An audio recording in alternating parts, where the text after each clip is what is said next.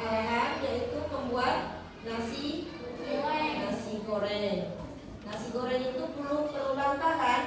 Perlu tahapan kan? Apakah nasi goreng itu bisa langsung jadi taruh di meja langsung makan? Ya, itu butuh proses. Oke, kemudian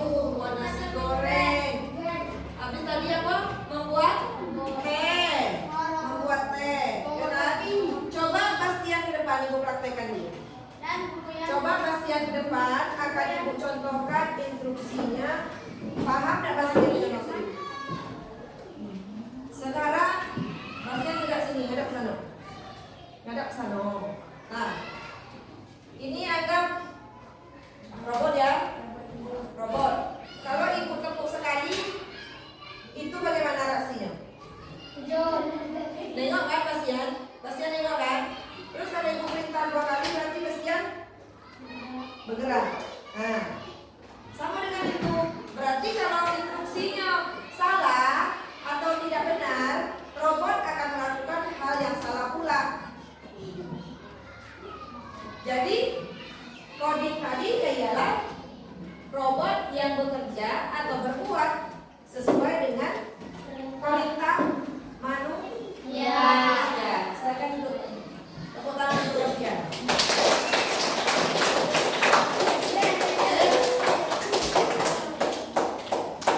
Inilah tujuan pembelajaran kita pada hari ini. Siswa memahami apa itu berpikir komputasional. Yang kedua, siswa mengenal dasar-dasar coding. Dan yang ketiga, siswa mengetahui hubungan berpikir komputasional dengan kecerdasan artifisial. Oke? Lanjut. Sudah tadi. Sekarang Ibu jelaskan, apa itu berpikir komputasional? Coba jangan nengok ke papan, anak-anak. Sebutkan Ibu menurut pemahaman anak-anak masing-masing. Berpikir yang bagaimana itu yang disebut dengan berpikir komputasional. Berpikir kritis. Oke, setelah itu berpikir apa lagi? Sistematis. Nah, yaitu proses berpikir yang sistematis dan struktural untuk merumuskan masalah dan merancang solusi secara efisien dengan menerapkan teknik-teknik ilmu komputer seperti dekomposisi, abstraksi, pengolahan data, pengolahan pola, dan perancangan algoritma. Keterampilan ini dapat membantu dalam memecahkan masalah kompleks, meningkatkan pemahaman terhadap data dan informasi, serta memungkinkan adaptasi dalam era digital. Nah, jadi setiap pemikiran komputasional itu kan kita berpikir kritis. Berpikir kritis itu kita mempunyai beberapa tahap. Apa tadi? Yang pertama, berpikir unsur apa? Dia memiliki 4 unsur. Makanya hari ini Ibu membagi anak-anak Ibu menjadi 4 kelompok. Jadi nanti setiap kelompok harus menguasai dari masing-masing unsur. Unsur pertama adalah abstraksi. Nah, yang kedua dekomposisi. Yang ketiga pengenalan pola. Dan yang keempat adalah algoritma. Oke? Sekarang anak-anak Ibu akan Ibu bagi menjadi 4 kelompok. Dalam masing-masing kelompok yang namanya sudah Ibu sebutkan tadi, mohon duduk pada posisi kelompoknya masing-masing.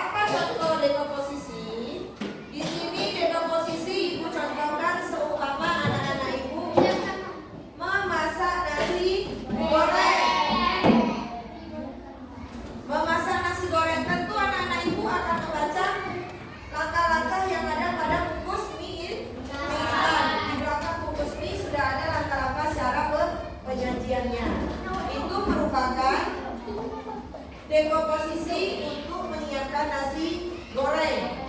Jadi butuh langkah-langkah yang jelas. Kalau tidak jelas, apakah bisa di gimana masak nasi goreng? Masukkan semua bumbunya baru disaring, kok bisa? Hanya kan bumbunya. Nah, jadi sesuai dengan instruksi. Rebus dulu mie, habis itu saring, baru dikasih bumbu, baru diaduk-aduk, baru dimakan. Setelah itu pengenalan pola. Saat memasak nasi goreng, saat menumisnya itu tadi, bumbu memiliki pola yang sama. Polanya memasak minyak, memasukkan bumbu, aduk hingga harum. Pola ini bisa juga dipakai saat memasak mie goreng. Nah, berarti itu pengenalan polanya. Setelah itu atraksi dalam kehidupan sehari-hari anak-anak ibu dalam menggoyang sepeda. Apakah anak-anak ibu berpikir posisi orang kayaknya di bawah, stangnya di atas, pikir kayak gitu enggak? Anak-anak pasti berpikir macam mana caranya goyang supaya sepeda itu jalan. Jadi prosedur untuk menghilangkan data yang tidak relevan atau berlebihan dan berkonsentrasi secara eksklusif pada fakta yang paling nyata. Apa fakta yang paling nyata? Yaitu digoyang berarti sepeda itu berjalan, kan gitu. Anak-anak pasti tidak berpikir yang lain, hanya berpikir bagaimana posisinya sepeda ini digoyang bisa berjalan sampai ke tujuan. Ya kan? Sampai. Kemudian algoritma ini dalam kehidupan sehari-hari sama juga resep makanan, petunjuk praktik mainan atau tutorial cara melakukan sesuatu, tetap juga menggunakan langkah-langkah. Ya. Nih, contoh penerapan dalam kehidupan sehari-hari dari unsur dekomposisi. Di sini yang ada dalam kehidupan sehari-hari yang sudah anak-anak ibu lakukan, yaitu yang pertama apa itu? Memecah rencana liburan menjadi kegiatan-kegiatan kecil seperti membeli tiket, memilih destinasinya kemana, menentukan akomodasi kendaraan, serta membuat anggaran. Anggaran berarti kita rincikan butuh dana berapa kita pergi untuk rekreasi itu tadi. Setelah itu mengencangkan konsep masakan menjadi langkah-langkah yang lebih kecil atau sederhana untuk mudah diikuti. Kemudian mengingat-ingat dan memecahkan area di rumah untuk mencari barang tersebut. Kemudian mengelompokkan barang yang akan dibeli berdasarkan kategorinya, misalnya makanan kering, atau beli sayur-sayuran, atau membeli minuman. Selanjutnya pengenalan pola dalam kehidupan sehari-hari. Contohnya di sini, mengidentifikasi tiket keberangkatan jalan-jalan tadi. Itu salah satu termasuk pengenalan pola. Mengidentifikasi takaran setiap bahan agar rasa masakan sesuai dengan ekspektasi. Selanjutnya, mengingat-ingat kebiasaan atau pola yang sering dilakukan saat terakhir kali menggunakan barang tersebut. Yang keempat, mengenali lokasi atau area tertentu di supermarket tempat barang yang dibutuhkan itu berada. Algoritma. Apa dalam kehidupan sehari-hari contohnya? Menyusun jadwal perjalanan yang runtun. Kemudian mengikuti prosedur atau urutan langkah-langkah resep untuk memastikan masakan matang dengan sempurna. Kemudian mencari barang secara beruntun di satu daerah ke area yang lain yang lebih kecil untuk menemukan lokasi barang. Oke? Ini manfaat dari kita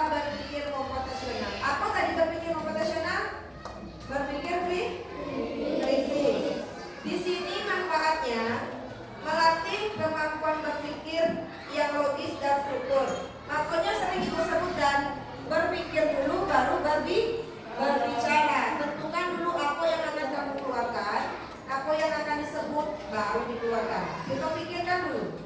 Dan yang kemudian membantu merencanakan sesuatu dengan lebih efektif dan efisien. Jadi kalau kamu setelah berpikir, jadi apa yang kamu sebutkan itu terarah, tidak asal ngomong. Kemudian membantu menjadi pemecah masalah yang lebih baik, bahasa yang sempurna dikeluarkan. Kemudian meningkatkan aktivitas dalam mencari solusi. Anak-anak akan lebih bijak dalam memilih topik permasalahan yang akan diselesaikan. Setelah itu menjadi fondasi penting jika kamu tertarik di bidang sains, teknologi, teknik, dan matematika di masa akan datang. Nah, sekarang anak-anak sudah duduk berkelompok. Ibu akan membagikan tugas kelompok. Semua ini akan dilakukan oleh keempat kelompok. Nanti hasilnya ibu minta anak-anak presentasikan di depan. Ingat yang ibu bilang sebelum kita masuk tadi.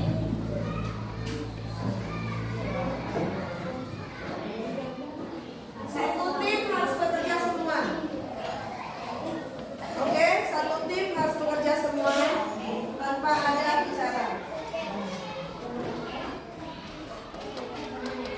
Yang ada warna boleh kasih warna. Nanti kita ke sini. Ayo. Dah, ada. Oke.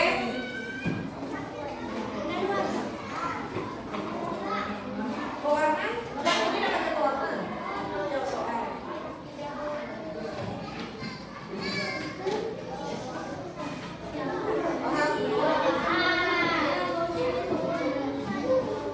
Mulai bekerja, semua anggota kelompok terlibat aktif, jangan ada yang belum. Ada lain kan? Ayo. Ikuti instruksinya, dibaca dulu pedomannya, instruksinya ada. Dan di situ diatur posisi bangunan luar, bentuk bangun datar, nama bangun datar, dan rakor.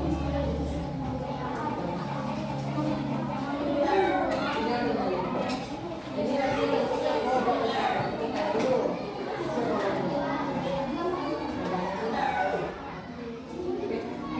Di apa ya? Didiskusikan dengan kawan satu kelompok. Oke?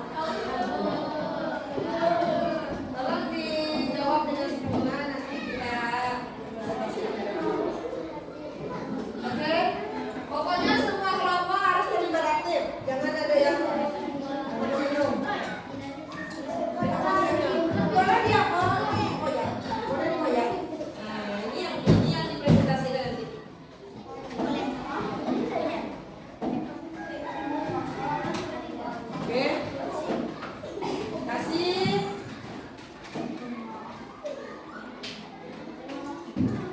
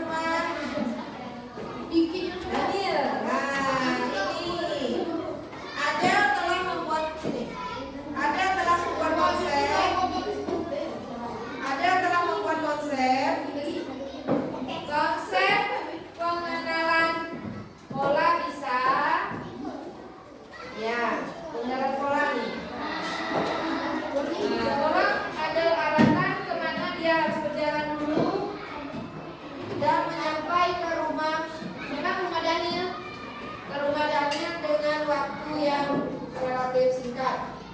Yang mencari jarak alternatif itu beda. Nah, silakan ada. Assalamualaikum. Assalamualaikum warahmatullahi wabarakatuh.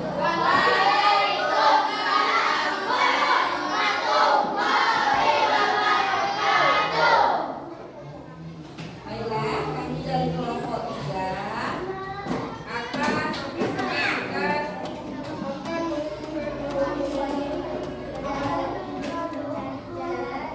rumah. Nah, ini yang pertama, dia lurus atau belok kanan atau mentok ke batu atau kemana gitu ceritanya. Kemudian belok.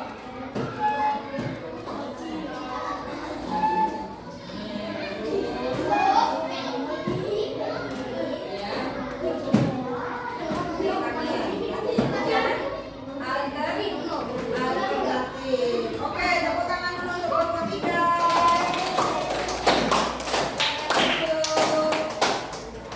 Kemudian besok hari Kamis, kelompok dan kelompok 4 perwakilan dari kelompok 4.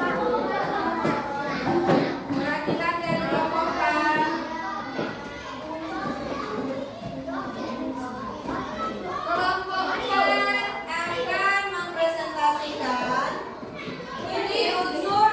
Halo, tolong perhatikan ke depan Abang Diki. Ini akan mempresentasikan unsur dari berpikir komputasional, yaitu dekomposisi. Dekomposisi memperhatikan bagian-bagian gambar atau atap rumah adat dan mencari jenis bangunan datar yang ada pada atap rumah tersebut dan gambar bentuk bangunan datar pada tabel yang sudah disediakan. Inilah, berarti coba kelompok 3 beri salam untuk teman-temannya sebelum presentasikan.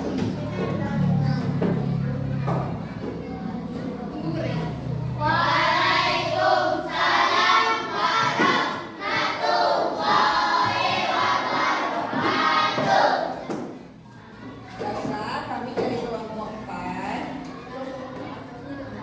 akan mempresentasikan hasil diskusi kami. Ini gambar apa tadi? Gambar persegi dari gambar banyak.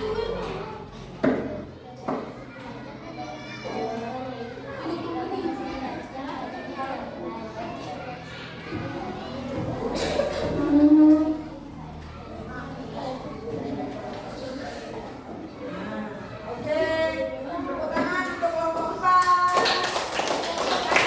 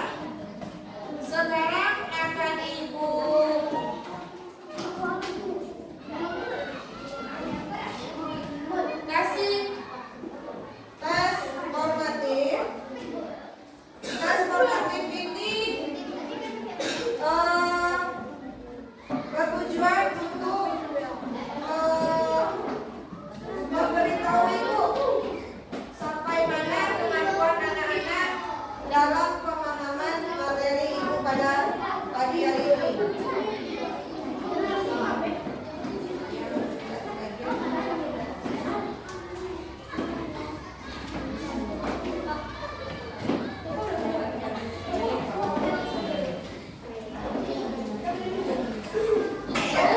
Silakan dikerjakan. Ibu.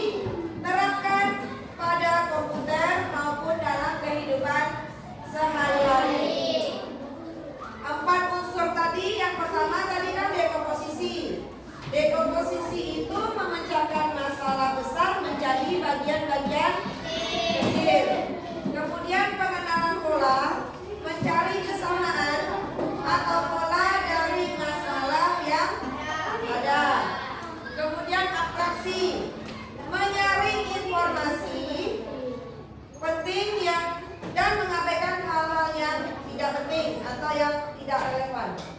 Kemudian algoritma menyusun langkah-langkah sistematis untuk mencapai solusi. Dengan menggunakan atau dengan berpikir komputasional, siswa akan terbiasa berpikir kritis, menganalisis secara mendalam. Kemudian siswa lebih kreatif, mencari berbagai kemungkinan solusi. Yang ketiga, efisien, menemukan cara yang mudah dan cara yang lebih tepat. Konsep ini dapat digunakan dalam coding kecerdasan artifisial, tetapi juga bermanfaat dalam kehidupan sehari-hari. Misalnya saat pengaturan jadwal pelajaran, menyelesaikan soal matematika, atau membuat suatu keputusan. Jadi, berpikir komputasional, berpikir kritis dapat melatih siswa untuk memecahkan masalah dengan secara logis, secara bijaksana, secara kritis, dan efisien, sehingga menjadi bekal penting untuk peserta didik untuk menghadapi tantangan di era digital maupun di kehidupan yang nyata. Oke, sekarang Ibu sudah kasih bayangan apa itu coding. Anak-anak mungkin sudah memahami, sudah sering melakukan dalam kehidupan sehari-hari apa itu coding. Materi kita